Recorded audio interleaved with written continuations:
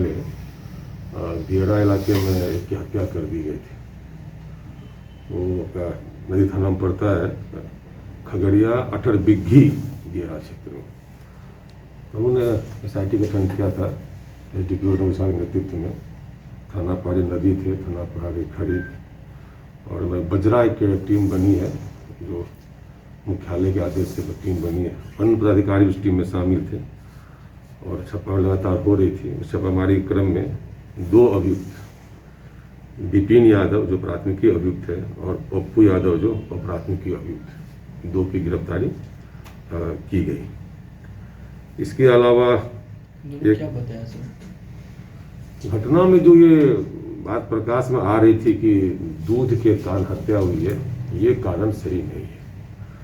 हत्या कारण ये था कि 1-1.5 माह पहले किसी की मृत्यु हुई थी। मृत्यु में कटिहारी में जो मृतक का बड़ा भाई और गौरव के पिताजी गए थे कटिहारी में और वहीं पे किसी बात को लेकर के दोनों में विवाद हुआ, मारपीट हुआ और उसी जो विवाद के कारण, मारपीट के कारण बदले की भावना में आकर के वो नीरज का जो मृतक भाई को हत्या करना वो लोग चाह रहा था, प्लानिंग भी किया था।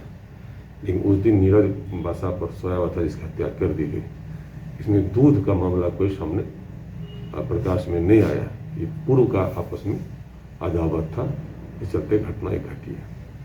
इसमें अन्य और अभियुक्त हैं जो लगातार फरार चल रहे हैं। जो SIT है छापामारी कर रही है, हम लोग बहुत जल्द उसे भी गिरफ्तार कर लेंगे। इसी में एक और हत्या का एक और वारंटी था, पुराना संजय यादव पेशर बिंदेश्वरी यादव थाना इस्माइलपुर का। इसे थाना प्रभारी इस्माइलपुर द्वारा गिरफ्तार किया गया।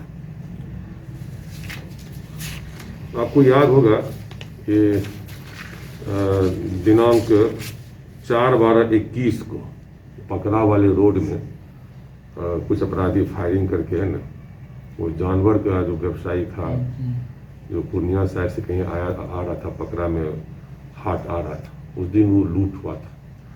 उसमें भी 2 अपराधी गिरफ्तार हुआ है। एक है अमर कुमार यादव, दूसरा है मिथुन कुमार।